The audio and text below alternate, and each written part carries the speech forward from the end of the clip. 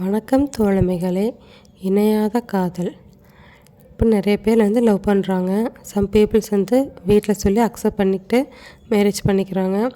Some people வீட்டில் accept பண்ணலை, ஆனாலும் மேரேஜ் பண்ணிக்கிறாங்க. இப்போ இவங்க எல்லாருமே என்ன சொல்லுவாங்க?